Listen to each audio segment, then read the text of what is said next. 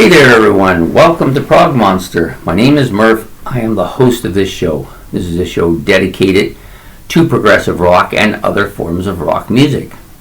We're doing our series today. This is day 30, final day, April the 30th. Dynamic Duel number 30. Had to be these guys. It was never going to be different.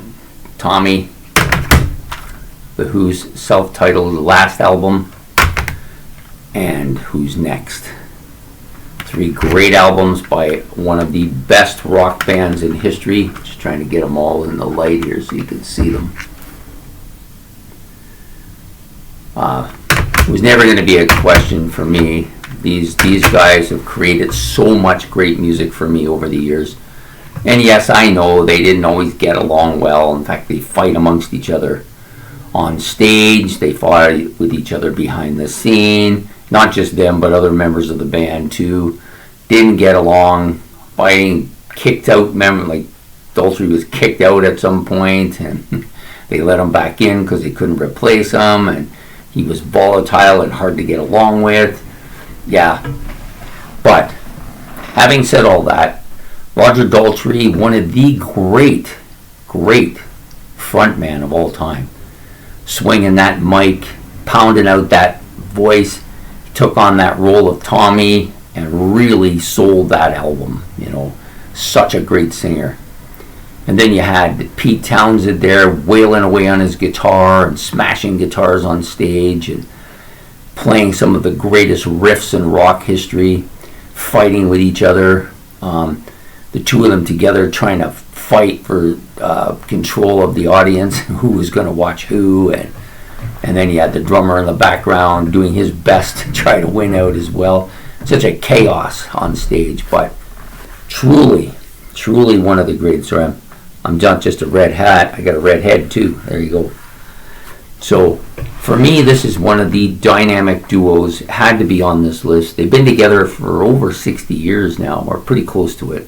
Pretty close to 60 years. Putting out those Pete Townsend writing some of the greatest music in rock history, putting out some of the most fantastic riffs and most memorable songs ever. Just writing all them like amazing lyrics and penning all of those great music. And then you got Roger Daltrey, who carried that to the stage and turned it into reality with his great vocal performance. His really strong voice, that blonde hair, those looks that captured that rock image so well, captured by Robert Plant as well. Yeah, so to me, this had to be the band at the top. I debated between Led Zeppelin and Black Sabbath being up there as well. But for today, I just think live-wise, nobody was better than The Who. And so these two guys were two of the biggest reasons why that was the case. They were so dominant together and such a dynamic duo. I can't even think of at any point that I've seen them in concert that I didn't thoroughly enjoy myself. I have stuff that goes back in the 60s. I have stuff from the 70s. I even have stuff from a couple years ago.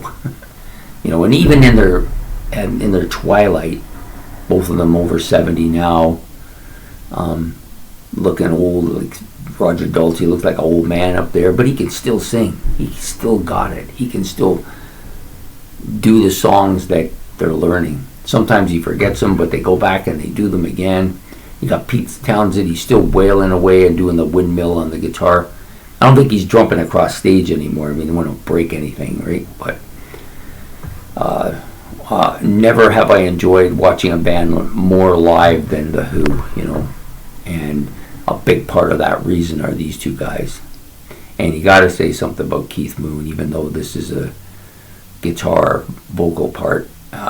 Nobody's tried harder to take front stage than Keith Moon in a band. And a lot of bands would have been disenchanted by that and gotten rid of him, but The Who, they just fought with each other, but nobody ever got rid of anybody, So this is was a fun series to do. I really enjoyed it. it was nice to give some kind of kudos to some musicians that I've long enjoyed, and I hope you've long enjoyed, despite whether they got along or they didn't got along. Sorry, is that a word? I mean, get along, yeah. There was a lot of them in this list of people that we did were definitely not getting along very well at all, and some of them did diabolical things to each other. And I'm not going to defend them, but I have enjoyed all of these people to a greater or lesser extent, and I hope you have too. And I hope you enjoyed this video series, and I hope you like and subscribe. It's much appreciated. And I will do one last video, some honorable mentions. There's about a half a dozen here I just want to mention because I think they deserve. Some of them I've already mentioned throughout the series, but just some people that I think should be mentioned here that were great. And if I don't mention something by somebody you really like, it's either from one of two reasons. Either I didn't have enough space to do them all, which isn't likely the case, but more likely that I just haven't gotten into them enough. I'm still learning a lot here, and there's still a lot of bands and